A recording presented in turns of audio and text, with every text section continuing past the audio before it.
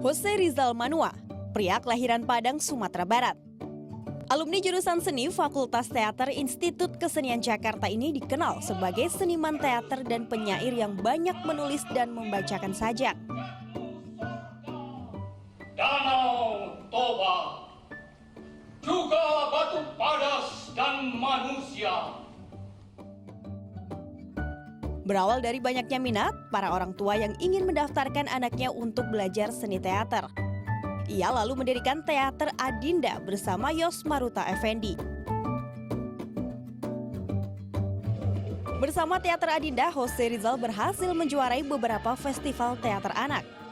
Seiring dengan berjalannya waktu, teater ini mulai ditinggalkan pendukungnya karena berbagai macam persoalan di dalam kelompok.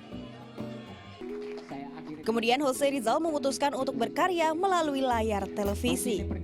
Ia menyutradarai teater legenda pada tahun 1981 hingga 1986. Berkat kegiahannya mengikuti latihan di bengkel teater, ia berhasil mengikuti workshop untuk pertunjukan ke Amerika. Pada era 80-an, Jose Rizal Manua mendirikan Teater Tanah Air yang berdiri pada tanggal 14 September 1988 di Taman Ismail Marzuki. Bersama teater ini, berbagai penghargaan telah diraihnya. Dengan membawakan lakon yang berjudul Wow, karya Putu Wijaya, Teater Tanah Air berhasil meraih 19 medali emas di seluruh kategori pada Festival Teater Anak-anak Dunia ke-9 di Lingen, Jerman. Selanjutnya pada tahun 2004, teater ini berhasil menyabet gelar sebagai Best Performance dan meraih medali emas di Asia Pacific Festival of Children Theater Toyama, Jepang. Belum lama ini, kelompok teater pimpinannya berhasil mempertahankan gelar sebagai Best Performance dalam ajang International Children's Festival of Performing Arts yang diselenggarakan pada bulan Desember 2013 di New Delhi, India. Atas dedikasinya di dalam bidang teater, pada tahun 2008, Presiden Susilo Bambang Yudhoyono memberikan gelar Satya Lencana Wirakarya kepadanya. Nah, bagi Anda yang mungkin sering menyaksikan pertunjukan teater, sering juga mungkin menyaksikan orang membaca puisi. Tapi membaca puisi ini tidak selalu loh dibawakan dengan cara atau dengan nada yang mendayu-dayu. Tapi ternyata puisi ini juga bisa dinyanyikan. Namanya adalah musikalisasi puisi. Dan sudah hadir bersama kita ya Mar. Betul ada sekali. tokoh seniman Indonesia Jose Rizal Manua beserta anggota kelompok seni binaannya Teater Tanah Air. Selamat pagi semua, selamat datang di Indonesia Morning Show. Selamat pagi. Nah ini kan kemarin kalian tuh baru berprestasi lagi. Terima kasih banyak loh sudah mengharumkan nama Indonesia. Kembali lagi di Children's Festival of Performing Arts kali ini di India. Nah ini kan bukan kemenangan yang pertama. Ini sudah berkali-kali. Kalian sudah berprestasi begitu banyak di Rusia, di Jepang, di Jerman, di India. Sebetulnya apa sih Pak Jose rahasia Indonesia selalu menang di festival yang sama berkali-kali? Ya, persoalannya adalah pada kreativitas ya, pada kreativitas, kemudian kejutan-kejutan di festival. Misalnya waktu di India kemarin ada adegan anak-anak menyusun puzzle begitu, menyusun puzzle warna-warni. Ketika puzzle itu dibalik, gambarnya Gandhi. Wah, kaget penonton di gedung itu mereka bersorak gitu ya. Nah, pada adegan berikutnya gambar Gandhi itu dirusak sama tokoh jahat. Ngamuk penonton di kursi itu di auditorium ngamuk, wow setiap dirusak. Adegan terakhir penonton kita minta Niken menyuruh penonton kalau Anda cinta Gandhi, Anda cinta perdamaian, ayo susun kembali gambar Gandhi. Rebutan mereka ke panggung. Terus sudah diacak itu, jadi mereka nyusunnya salah-salah. Itu ramai sekali. Jadi kuncinya ada di interaksi? Iya, dari interaksi dan surprise ya di dalam festival. Nah, grup-grup lain mereka memainkan hal-hal yang biasa. Nah, saya mengaktualisasi tradisi kita. Tradisi kita itu kaya sekali. Nah, itu yang saya aktualisasi, kemudian dengan kreatif kita munculkan hal-hal yang segar di dalam pertunjukan. Kemarin saingan terberat yang bikin Anda dan juga teman-teman ini ketar-ketir itu siapa dan apa atraksi mereka? Jerman juga menarik ya, mereka menampilkan akrobat, akrobat tetapi tidak dengan jalan cerita begitu ya, tapi akrobatnya menarik sekali. Kemudian Rusia juga dia menampilkan tradisinya yang sangat tua dan Ya, semua menarik ya. Oke, baik. Pak Jose, tadi kan di awal saya sempat tuh mengatakan bahwa puisi ini tidak melulu harus dibawakan dengan cara mendayu-dayu, tapi juga bisa dinyanyikan. Iya. Bisa tolong lebih dijelaskan lagi nggak sih mengenai musikalisasi puisi itu? Ya, musikalisasi puisi adalah upaya mengkomposisi puisi dalam bentuk nyanyian atau dalam bentuk lagu. Puisi ini karakternya macam-macam ya. Ada puisi yang bentuknya dramatis, itu bisa dibikin, di-create menjadi dramatisasi puisi. Nah, puisi yang mempunyai unsur-unsur musikal dibikin musikalisasi puisi. Puisi yang punya semangat-semangat tertentu ya dibawakan dengan dibacakan misalnya begitu. Jadi macam-macam. Membedakannya dengan lagu, Ya. itu seperti apa?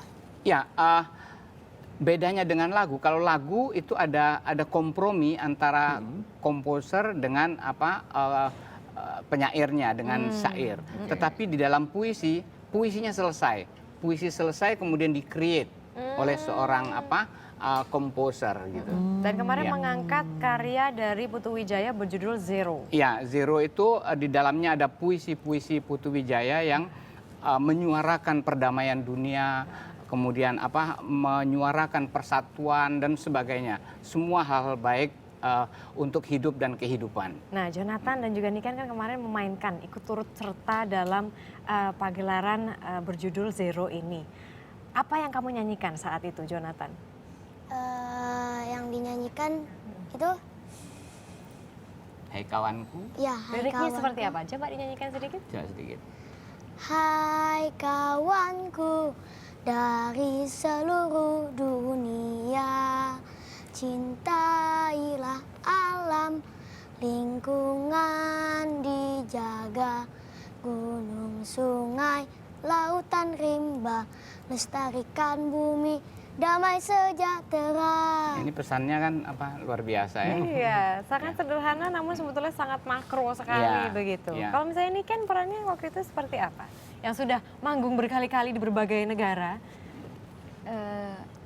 Banyak sih aku perannya dan beberapa di antaranya juga menyuarakan musikalisasi puisi tersebut sih. Iya. Ada nggak peran kamu yang berbeda lagunya dengan lagu Jonathan tadi? Itu lagu aku. Oh, itu lagu. Iya, jadi ada lanjutannya, tapi yang bagian Jojo nyanyiin itu aku yang nyanyi. Nah, selebihnya bareng-bareng. Oh, selebihnya bareng-bareng. Tapi teman-teman lain juga ada kan nanti Iya, mau nyanyi bareng-bareng. bareng-bareng. Niken pengen nanya deh, apa sih yang membuat Niken tuh tertarik sama teater?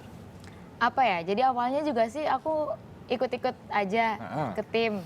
Terus kayak aku jailin aja ikut-ikutan doang, terus tiba-tiba ikut kabur. Nah, terus umur 5 tahun itu aku baru serius di teater sih. Asik aja, banyak temen gitu, jadi aku betah sih sebenarnya. Itu yang kamu dapetin ya. Iya, Ada nggak hal yang pengalaman lain juga. yang kamu Pengalaman dapetin juga selain sih. pengalaman? Iya. Udah kemana aja sih gara-gara teater nih? Selain ke India? Jepang, Jerman, Rusia, Wow. Malaysia, Singapura, Swiss, Maroko. Iya. Wow, keren sekali. Jadi nama kita sudah dibawa kemana-mana. Dan juga kalau misalnya kita melihat karya-karyanya dari kompetisi-kompetisi sebelumnya, selalu mengambil karya, nggak selalu sih, tapi beberapa kali mengambil karya dari Putu Wijaya. Ada Iya. alasan khusus? Kekuatan dari Putu Wijaya antara lain untuk dunia internasional itu visual. Jadi teaternya teater visual. Karena bahasa yang paling ideal untuk di festival dunia adalah bahasa visual, bahasa gerak, bahasa nyanyian, bahasa ekspresi tubuh dan lain sebagainya, ya. Dan Oke. kita kaya sekali. Kaya ya. sekali dari itu. Ya, Kira-kira Indonesia apalagi, tradisi kita kaya sekali. apalagi yang bisa dieksplor kira-kira? Karena tadi Pak Yose mengatakan bahwa Masing-masing mempunyai kekuatan. Di Papua kita punya gerak-gerak yang luar biasa yang tidak ada di dunia. Kemudian di Jawa kita punya wayang yang beda dengan wayang yang ada di dunia, ya. Begitu juga di Aceh kita punya gerak tertentu, di Minang, waduh kaya sekali, di Bali, banyak sekali. Nah, itu Indonesia kan kita luar tadi, biasa. Pak Jose tadi barusan bicara dari kacamata mungkin Anda sebagai seorang seniman. Tapi bagaimana dukungan dari pemerintah dalam hal ini misalnya Kementerian Ya, Kebudayaan atau Ada ya, pariwisata? ada, tapi memang belum maksimal ya. Misalnya saya ingin misalnya yang kita dapat di India ini The Best Performance itu dimainkan misalnya untuk masyarakat yang lebih luas atau untuk pelajar misalnya. Nah, ini belum terlaksana. Ini kan baik untuk diapresiasi karena pesan-pesan moral atau nilai-nilai yang ada di dalam cerita itu membuat kita menghargai perbedaan, kemudian cinta kepada tanah air, ya, kemudian juga bagaimana bergotong royong. Pertunjukannya mengajarkan itu semua.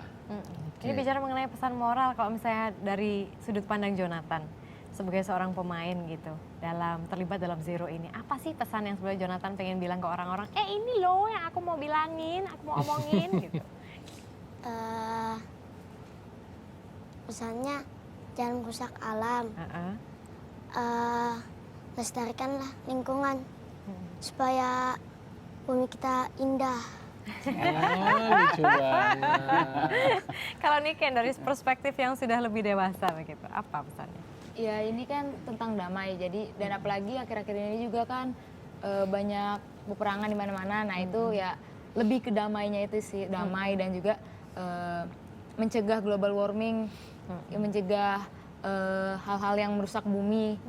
Ya jadi upaya kita untuk menjaga perdamaian dan menjaga kelestarian alam. Kenapa sih perdamaian itu penting dalam sebuah negara atau di dunia buat Niken? Karena tanpa adanya perdamaian, manusia tidak bisa berinteraksi satu sama lain dengan baik kan. Jadi kalau misalkan nggak ada perdamaian, terjadi peperangan di mana-mana, konflik segala macam, nah itu bisa merusak dunia itu sendiri. Betul, seperti lagu ya. Perdamaian, perdamaian, perdamaian, perdamaian. Ini kayaknya bisa ikut nih Pak Jose. Kamu mau ikut nggak? Ya ini kan sebenarnya kan ada casting juga nih. Kamu nggak tahu aja nih lagi audisi. Canda. Oke, baik. Kalau proyek selanjutnya kira-kira Pak Jose setelah ini? Ya, saya biasa juga bekerja sama dengan Remi Silado ya. Oh yes. Jadi memainkan cerita-cerita rakyat dari penjuru Indonesia. Tempo hari kita memainkan Timun Mas, kemudian Roro Jonggrang, kemudian minggu lalu kita memainkan Sawri Gading, cerita rakyat dari Sulawesi Selatan. Nah, mungkin yang akan datang kita sedang mempersiapkan cerita dari Manado, karena cerita-cerita rakyat di seluruh Nusantara ini penuh dengan muatan kearifan lokal. Cerita dari Manado, ini bicara mengenai kearifan lokal, saya ingin eksplor lebih lanjut, tapi mungkin saya ingin mempersilahkan dulu teman-teman, Jonathan dan juga Niken mungkin bisa bersiap, karena ingin memberikan sedikit performa. Silakan. Tapi Pak Jose di sini aja dulu. Jadi mereka ini akan memberikan performa Zero yang telah memenangkan festival anak-anak kemarin di India, top sekali. Nah tadi Pak Jose sempat mengatakan bahwa ingin mengeksplor kali ini budaya Manado, kearifan lokal apa yang kali ini Pak Jose ingin kedepankan? Ya, nilai-nilai persatuan, ya, perbedaan. Jadi menghargai perbedaan, bahwa kita itu berbeda tapi satu jua, Bhinneka Tunggal Ika, ya. Nah, bagaimana keutuhan seperti itu kita ekspresikan dalam pertunjukan? Tentunya selalu pertunjukan-pertunjukan yang saya suguhkan itu aktualisasi dari tradisi. Jadi tradisi tidak kita tampilkan begitu saja, tapi kita create menjadi kekinian. Apakah karena Pak Jose gelisah melihat kondisi Indonesia sekarang dalam konteks Bhinneka Tunggal Ika? Ya, kita memang terkikis ya, kegotong royongan kita, kemudian persaudaraan kita itu terkikis oleh hal-hal yang kurang baik, saya kira ya. Jadi ini harus kita ingatkan terus-menerus supaya persatuan tetap terjaga dan saling menghargai, saling menghormati, itu bisa menjadi bagian dari hidup dan kehidupan. Baik, terima kasih banyak Pak Jose Rizal Manua. Sekarang kita akan persembahkan tentunya penampilan dari anak-anak teater Tanah Airku. Silakan kawan-kawan.